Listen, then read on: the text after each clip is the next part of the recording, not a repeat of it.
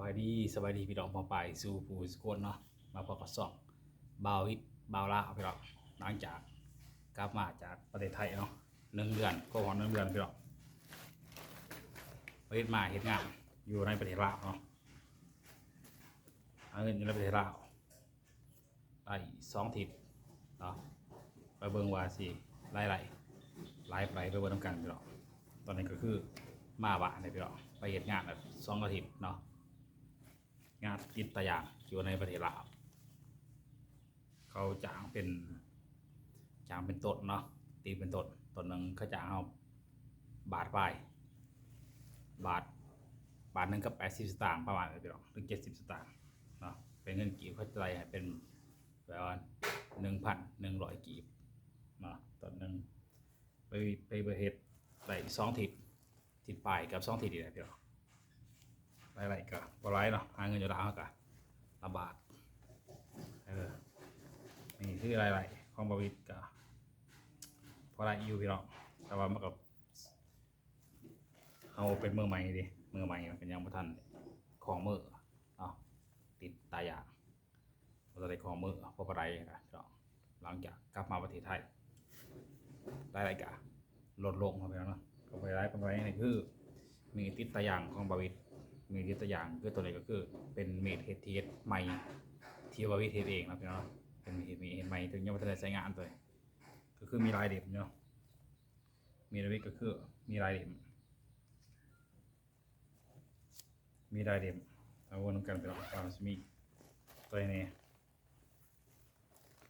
มี3-4 เด็บเห็ดหักไป2 เด็บที่วิทยเองประมาณนี้เนาะเด็บที่ 1เด็บที่ 2เด็บที่ 3ตัวนี้ก็เห็ดใหม่กันยังไม่ได้ใช้งานตัวนี้จะเป็นลามเพราะที่มันบริเห็ดฮักเนาะเห็ดฮักเขาก็ไม่ใส่ใบไม้ใบใหม่เพราะเขาได้กี่ต้นไม้เนาะประมาณนี้ตัวนี้ก็เล่มหนึ่งทั้งหมดก็จะมี4 เล่มเนาะมี4 เล่มนึงก็คือเขาแห้งเขาแห้งตัวนี้เป็นมีดตัดผ่าเขามาเห็ดก็คือเขาแห้งเนาะเห็ดงานมันก็ตากแดดเลยพี่น้องอยู่ที่เห็ดอยู่เนาะตากแดดอยู่ในหัวในสวนไก่สิทธิ์กับธรรมศาสตร์หลายอย่างบริเพาะปลูกคนยังมาใหม่อยู่แต่กับในหัวในสวนไปล่ะมันก็ดีอย่างหนึ่งเนาะแต่ว่าเห็ดงานอยู่ไทยมันก็รักเมินเนี่ยบริการรักเมินตอนนี้มันเข้าคนที่ร้ายกับคนที่แบบว่าเป็นมืออาชีพเนาะติดไว้เฮ็ดไว้นะพี่น้องเขาจะได้วันนึงเขาจะได้อยู่ประมาณเกือบ 2,000 ประมาณ1,700 1,800ที่เขาได้ที่เขาคนไว้นะพี่น้องที่เขาไว้มือไว้เนาะเขาก็จะได้พี่น้องเพราะว่าเขาเป็นมือใหม่เนาะคนที่ได้คือคนที่เขาไปเฮ็ดหลายปีนะ6 ปี 6-7 ปี10-20 ปีที่เขาเฮ็ดมันก็เขาก็ไว้มันก็สร้างหลายเขาได้หลายต่อวันเนาะก็จะมีรายต่อวันคนหนึ่ง700-800 ต้นตีเป็นเงินบาทประมาณ1,000 กว่าบาทเนาะเกือบ 2,000มาเลยเพราะเมียเขาเลยประมาณเกือบ 3,000เนาะ 2,000 ปลาย 3,000ที่เขาได้ต่อวันนะแล้วก็มีส่วนน้อยคนที่เขาได้แบบนั้นคนที่ไว้ประสบการณ์เขาหลายเฮ็ดหลายนะเดี๋ยวเป็ดได้เกือบ2 ทิศเนาะการ2 ทิศเป็นเงินกับบ่ถึง 10,000พี่น้องบ่ถึง 10,000เนาะก็สิได้อยู่ประมาณ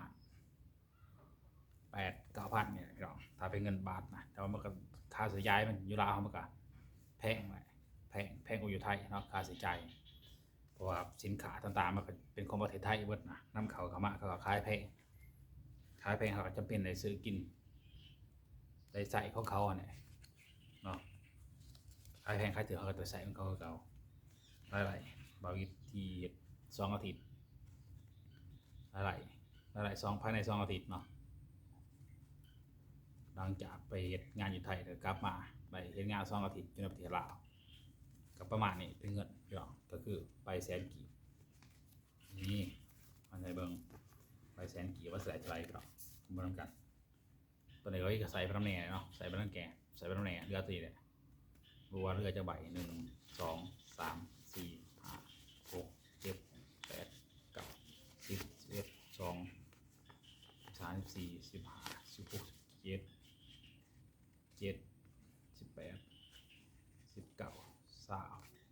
21 22 23 24 25 25แต่ที่เป็นไม้20,000กีบเนาะไม้10,000กีบเดือนประมาณ2ล้านกว่าเนาะก็เป็นเงินก็ประมาณ3,000กว่าเนาะ37 31 368ประมาณ3,000กว่าเหลือตัวนี้เนาะแล้วก็เหลืออีกล้านนึงที่บ่ได้ถือมาเนาะบ่ได้ถือมานี่จะเป็นเงินกีบของที่ฝั่งลาวครับพี่น้องฝั่งลาวเป็นเงินบาทประมาณประมาณเกือบ3,000 368 3,000กว่าเนาะตัวนี้เหลือตัวนี้พี่น้องว่าค่าใช้จ่ายไปมามันก็ค่าใช้จ่ายการเดินทางในสปปลาวมันก็โคตรแพงพี่น้องเป็นเงินบาทเที่ยวนึงขึ้นถนนมันก็ระดับ3-400ขึ้นไปโลดบ่มีดอก100 200พี่น้องค่ารถมีแต่ระดับ3-400ขึ้นไปเนาะค่ารถในการเดินทางในสปปลาวมันก็แพงถือว่าแพงสมควรแพงกว่าประเทศไทยหลายเท่าเนาะในการทำงานอยู่ในประเทศลาวตอนนี้หลายคนเขากับเฮ็ดไลน์นะพี่น้องตอนนี้กำลังจะเดินทางไปอีก10,000เนาะเดินทางไปจะเดินทางไปอีก10,000ไปเฮ็ดงานอยู่ที่สวรรณเขตบ่ฮู้ว่าจะเป็นแบบไรมาติดตามรับชมนำกันพี่น้องบ่ว่าสิงานหลายบ่หรือว่างานน้อยบ่จะมีเจ้าหนึงเขาโทรมาเนาะก็สิได้อยู่ประมาณ 20,000 ต้นเนาะแล้วก็ไปกับอ้ายผู้นึงเนาะแล้วก็อ้ายผู้นึงเขาเลยติดต่อหางานให้เนาะถือว่าได้ๆก็ถือว่าน้อยนะพี่น้องอยู่บ้านเฮาอยู่บ้านพอดีก็บ่มีงานอิหยังหรอกอยู่ซื่อพี่น้องแต่ก็ค่าใช้จ่ายหลายบ่มีรายรับแทบบ่มีอยู่บ้านบ่มีเวียกเฮ็ดงานทำหยังแต่ว่าไปหาเฮ็ดงานคนอยู่บัดแถวในบ้านในเมืองเขาก็นี่แต่ไปหาเฮ็ดงานอยู่ในเมืองเบิดถือว่าไปงานอยู่บ่อนอื่นเนาะงานเก็บกาแฟบ่ติดตายางบ่งานต่างๆนานาก่อสร้างหลายอย่างนะพี่น้องเขาบ่ได้อยู่บ้านเนาะแถวอนาวิทย์บ่มีคนเขาอยู่เนาะพออยู่มันก็มีค่าใช้จ่ายหลายบ่มีรายแถวบ่มีรายรับเลยเนาะแต่รายจ่ายอยู่บ้านเฮาก็พาให้ไปรุ่นแล้วคนรุ่นใหม่เขาหนีเข้าไปในเมืองเบิดแต่บ่มีคนอยู่บ้านก็มีแต่เด็กน้อยกับคนเฒ่าเนาะปกตินี่หนีแต่ไปหาเงินหาค่ำเบิดนะซุมื้อมันอยู่กันบ่ได้อยู่เรือนอยู่ซ่านซื่อๆอยู่บ่ได้เพราะว่ามันก็รายจ่ายคือว่าพี่น้องรายเกี่ยวกับบ้านการเมืองแน่การใช้จ่ายชีวิตประจำวันมันก็แพงสินค้าต่างๆมันก็แพงทุกอย่างก็แพงเบิดนะมันก็อยากอยู่ยากแน่เลยพี่น้องค่าใช้จ่ายเนาะแต่ว่าไผมีเงินสมัยนึงอยู่บ้านมันก็ดีอยู่พี่น้องไม่ว่าบ่ดีมันก็ดีอยู่แบบนึงแต่ว่ามีเงินมีค่ำเพราะว่าก็มีค่าใช้จ่ายหลายอยู่บ้านเฮาเนาะก็สิประมาณนี้เงินในรอบเงินกีบในรอบ10 กว่าปี6 ปีเนาะที่ไปอยู่ไทยกลับมาได้เงินประมาณเงินเก็บเนาะมื้อการเดินทางมันก็สิเบิดไปอีกเดินทางมื้ออื่นก็ประมาณเบิด3-4 แสน5 แสนไปก็สิฮอดวันที่ทำงานเฮาน่ะพออยู่ในสวนมันขี่ออกห่างไกลโซลีอยู่ที่สวรรณเขตก็ฝากพี่น้องกดติดตามรับชมให้กำลังใจบ่าววิทย์นำเนาะ